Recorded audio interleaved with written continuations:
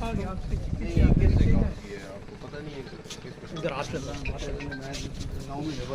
वालेकुम जनाब एसी साहब, ये हमने एक डायरेक्ट कनेक्शन पकड़ लिया संदूरी में से।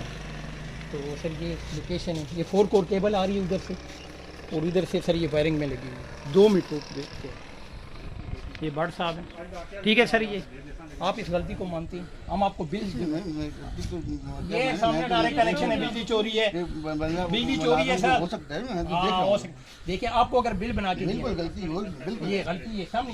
देखो सर, हम देखो वो नहीं करते। मैं एसी साहब की टीम, शाह खान मेरा नाम है, मैं इंचार्ज हूँ सर्कल का। सर 3 कार जा रही हैं और दोनों मीटरों पे डायरेक्ट है। 3 एक डायरेक्ट जा रही है और ये इधर और मीटरों से डायरेक्ट। ये सारा सिस्टम अंदर से सर डायरेक्ट है। ये देखें सर, वायरिंग के देखिए सारा सिस्टम इनका डायरेक्ट है। ठीक है, बड़ी कोठी इधर आइए, सारे चेक करें।